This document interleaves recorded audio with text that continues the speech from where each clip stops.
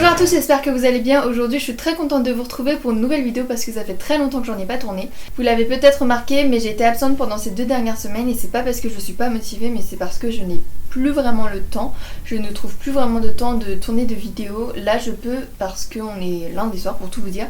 Et aujourd'hui mes cours étaient très proches de chez moi, donc je suis rentrée assez tôt, il fait encore assez jour pour que je tourne. Mais en général je rentre, il fait presque nuit. Je sais que ça va s'améliorer, mais voilà. Et le week-end je suis souvent à gauche à droite, donc j'ai pas vraiment le temps. Avant, quand je tournais mes vidéos et que j'étais à Lille, mon ancien décor, en fait j'étais à la fac, donc j'avais tout le temps du temps libre. Enfin j'avais presque jamais cours, enfin très peu en tout cas. Donc je trouvais tout le temps du temps pour filmer, et là c'est un peu plus compliqué. Donc je vous promets pas, enfin même là les prochaines semaines qui arrivent, je suis pas sûre de pouvoir tourner, mais au moins là je me dis que j'avais un peu de temps. Donc voilà. J'ai réfléchi, je me suis dit est-ce que ça vaut le coup que je tourne une vidéo pour une semaine et qu'après je redisparaisse un peu, parce que je sais que là les prochaines semaines ça va être un peu compliqué. Bon, je me suis dit pourquoi pas, donc tant pis, je filme cette vidéo, je la posterai et je sais pas si quand je reviendrai, enfin je vais revenir, hein, ne vous inquiétez pas, mais il faut juste que je trouve le temps de me poser, ou alors je ferai plus de vlogs. Je sais pas si ça vous tente plus des vlogs, donc voilà. Donc aujourd'hui je vous retrouve dans cette vidéo pour vous parler de mes études et de mon apprentissage chez Robert Laffont, parce que je reçois des questions tous les jours. Mais en fait j'avais déjà tourné cette vidéo et tout ce que je disais dedans ça me plaisait pas du tout, enfin c'était pas du tout organisé j'ai l'impression. Donc j'ai décidé de pas la poster et donc me revoilà, je la retourne. Donc alors on va faire par ordre chronologique, je vais tout vous expliquer. Donc je vais commencer par le lycée, je vais aller très rapidement. J'ai fait un baccalauréat économique et social, donc ES. Pourquoi j'ai choisi ça? Parce que en arrivant en seconde du coup mes notes ont un peu chuté après le collège. Pas dramatique hein, mais j'ai toujours été très bonne élève et au collège j'avais peut-être 16 de moyenne. Enfin au collège mon brevet je l'avais déjà avant de le passer, vous savez, il y avait un truc de contrôle de continu, bref. Et du coup en arrivant au lycée mes notes ont un peu chuté, enfin ma moyenne a un peu chuté vers 11-12 et j'étais vraiment dépitée. Les cours de maths à cette période-là, j'y arrivais pas du tout, donc pas question d'aller en filière scientifique, et en filière littéraire, le français c'était pas trop mon truc non plus, donc j'ai vraiment choisi par dépit ES. Bref, c'est pas important, j'ai eu mon bac, enfin j'ai fait mon lycée, j'ai eu mon bac mention assez bien, blablabla. Et donc c'est posé la question de qu'est-ce que je voulais faire après mon lycée pour mes études supérieures, etc. Je m'étais dit peut-être l'événementiel parce que j'aime bien organiser plein de trucs, etc. Et donc j'ai été à beaucoup de forums des métiers, etc. Donc j'ai rencontré un monsieur à un de ces forums des métiers qui présentait un BTS métier de l'audiovisuel, option gestion de production, parce qu'il y a plusieurs options, il y a l'option image, son, montage, etc. Et donc en fait ça m'a beaucoup plu parce que je me suis dit ça fait un peu rêver de travailler dans le monde du cinéma, de l'audiovisuel, etc. Et la partie gestion de production, enfin l'option gestion de production, ça mêlait un peu l'événementiel, donc organisation de tournage, etc. Petite parenthèse, vous voyez pas du tout là où je veux en venir pour l'instant, hein, mais j'arrive. Donc voilà, c'était décidé, je voulais faire ce BTS là et j'ai postulé à tous les BTS de France publics, parce qu'il y en a des privés, des semi-privés je crois. Et je les ai classés vraiment par ordre de distance par rapport à chez mes parents. Ce qui faisait que j'avais Metz en premier vœu et Montbéliard en deuxième vœu, et après je me souviens plus. Quand le jour des résultats est tombé, j'ai été acceptée à Montbéliard et pas à Metz. Et donc j'ai regardé le truc là, c'était APV à l'époque, et j'ai vu Montbéliard, accepté à Montbéliard, j'ai fait mais où est-ce que c'est ce truc paumé? Et en fait, bon je vais aller très vite aussi parce qu'en fait ça vous intéresse pas du tout, mais c'était drôle. Et en fait c'est vers la frontière suisse, à côté de Belfort, si quelqu'un est par là. Donc voilà, j'ai fait 2 ans de BTS audiovisuel, option gestion de production à Montbéliard. J'ai eu 2 stages, j'ai fait plusieurs projets pro, c'était très pratique, c'était vraiment ce que je voulais. Et ensuite j'ai continué, je vous passe l'année après le BTS où j'étais un peu perdue, j'ai commencé une licence mais j'ai arrêté, bref. Et du coup je me suis inscrite en 3ème année de licence cinéma à Lille pour compléter ma formation et du coup avoir un bac plus 3 en cinéma. Ce qui était dur c'est que je suis retournée à la fac à l'amphi et tout. Du coup très théorique, vraiment il y avait presque plus de pratique et vraiment je m'ennuyais. Donc voilà, bref, pendant ces années... Bref, comment est-ce que je suis arrivée au livre, vous allez me dire? Et en fait pendant ces années d'études je me suis rendu compte que oui c'était vachement cool, oui ça fait un peu rêver d'aller sur des tournages, etc. Quoique ça me saoule un peu maintenant. Mais en fait j'étais pas du tout passionnée par les films. Moi quand quelqu'un me parle d'un film, je ne l'ai pas vu. Tout ce que j'ai vu dans ma vie c'est Harry Potter et High School Musical. Non je rigole, j'exagère, mais même vraiment je suis pas du tout passionnée par les films et je passais ma vie à lire. Enfin j'ai commencé YouTube quand j'ai commencé ce BTS en fait, donc voilà. Donc je me suis vite rendue à l'évidence et je me suis dit que j'avais pas envie de continuer dans ce domaine là. Oh ma soeur elle m'appelle. Quoi?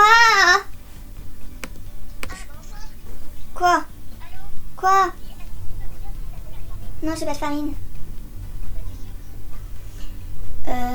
Oui j'ai du sucre. Qu'est-ce que tu veux faire? T'as un gâteau. Ah. T'as de yaourt. Yaourt? Un yaourt nature. Non. Oh, mais t'as rien, vas-y, c'est mort. Je vais prendre 15 € pour faire ton gâteau là. Mais achète un gâteau tout fait, c'est ce que je fais moi.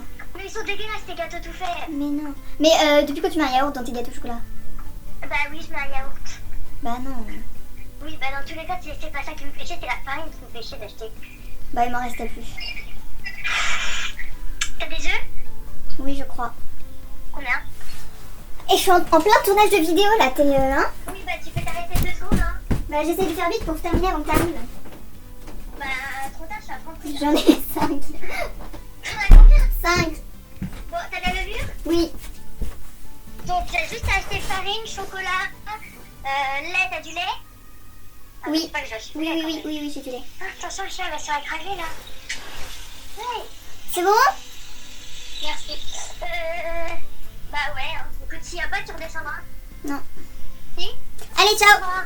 Donc voilà, comme j'étais diplômée d'un bac+3 après mon BTS et ma licence 3 de cinéma, je pouvais postuler à des masters. Donc j'ai regardé les masters et je me suis renseignée auprès des... Parce que je suis vraiment très blanche, je suis désolée, mais là la lumière... Wouh, je sais pas comment on règle ça en plus. J'ai commencé à me renseigner sur des masters édition et je savais que j'avais pas trop envie d'être en édition même, en édito. Je voulais être dans la communication, etc. Parce que tout ce qui est réseaux sociaux, du coup je gérais avec mon blog et tout, enfin je savais comment ça fonctionnait. Et donc j'ai postulé au master là où je suis actuellement, donc c'est le master commercialisation du livre à Villetaneuse, et j'ai été acceptée. Et pour entrer dans ce master en fait il faut quand même avoir de l'expérience, et moi j'ai quand même assez de chance, enfin je trouve hein. Mais du coup j'avais aucune expérience dans les maisons d'édition, en librairie, en bibliothèque, dans les métiers du livre, j'arrivais vraiment comme ça, sans rien. Du coup ce qui m'a vraiment aidé pour entrer dans ce master, c'est toute mon expérience sur YouTube, sur Bookstagram, sur mon blog, etc. Du coup grâce à ce côté-là de ma vie, tout ce qui était YouTube, blog, Bookstagram et tout, ça m'avait quand même construit comment dire, une culture du livre, non, une théorie, non, une connaissance sur les métiers du livre. Un peu, j'étais déjà en contact avec des maisons d'édition, etc. Donc voilà quoi, j'ai été acceptée, et ensuite il fallait que je trouve, du coup c'est un master soit en apprentissage, donc c'est-à-dire en alternance, soit en formation initiale, donc c'est-à-dire que tu fais genre 6 mois de cours et ensuite 6 mois de stage, j'exagère, je sais plus exactement vu que je suis en alternance. Et du coup moi je me suis inscrite en alternance, c'était quand même le but. J'ai passé plusieurs entretiens, j'en ai passé au moins 5 je crois, et j'ai été acceptée ensuite chez Robert Laffont. Donc concrètement qu'est-ce que je fais chez Robert Laffont? Donc je travaille pour toutes les marques et les collections de Robert Laffont, dont la collectionnaire du coup, parce qu'il y en a qui pensent que je travaille que pour la collectionnaire, mais non, je travaille pour tout Robert Laffont. Et du coup qu'est-ce que je fais concrètement? Notre service il sert à quoi, etc. En gros, communication marketing, on est là pour promouvoir le livre. De A à Z, on va établir la stratégie de comment on va lancer le livre. Est-ce que c'est un livre plutôt jeunesse et du coup on va taper plus sur le digital parce qu'on veut toucher les jeunes adultes, ou alors c'est un livre très littéraire, du coup il faut être passé à la télé. Enfin vous voyez, il y a vraiment une stratégie marketing qui se construit. Que dire de plus? Moi, plus particulièrement, je suis un peu sur le digital, enfin un peu plus sur le digital.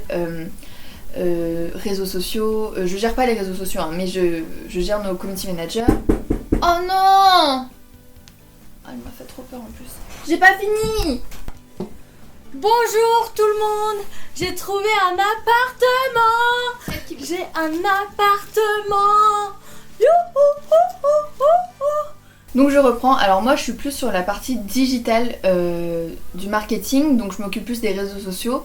Je m'occupe pas des réseaux sociaux en eux-mêmes, mais je gère nos community managers, je gère nos marques sur le site Lisez, parce que si vous savez pas, vous savez sûrement pas, Robert Laffont fait partie d'un très gros groupe qui s'appelle Editis, et Editis a un site internet qui s'appelle Lisez, qui regroupe toutes les marques et tous les groupes.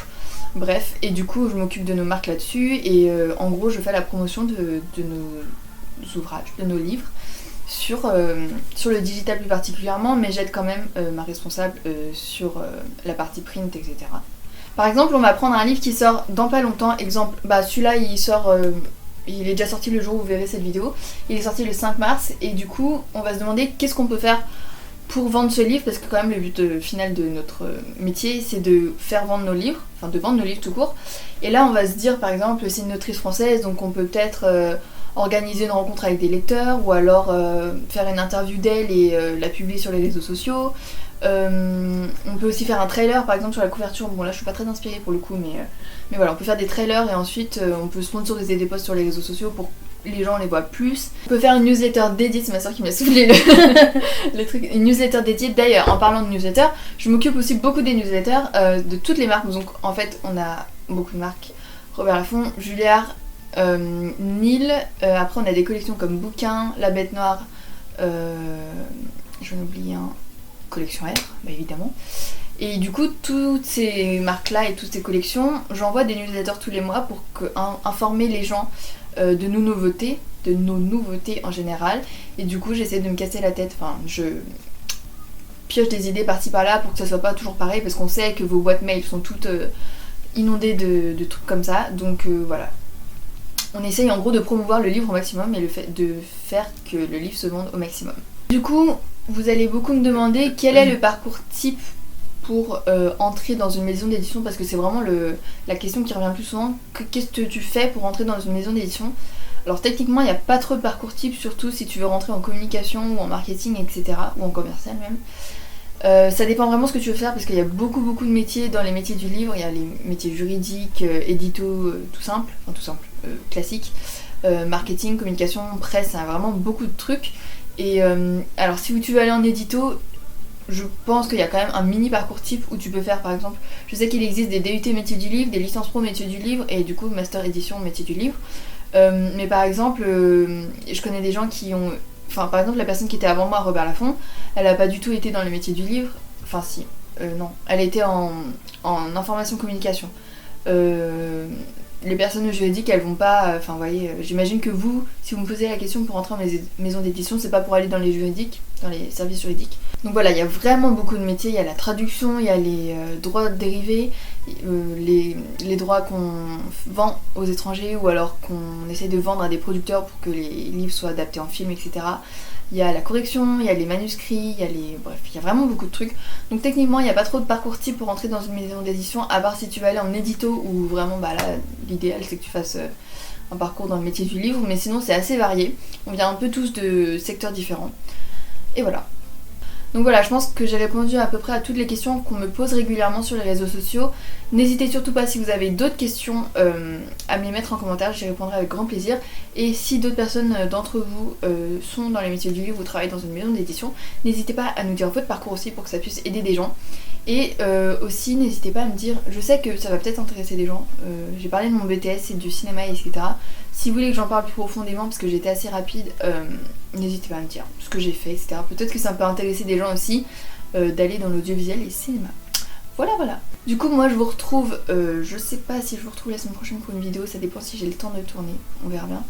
Et du coup bon, je vous retrouve une prochaine fois et en attendant je vous souhaite de très bonnes lectures. Bisous. Ciao.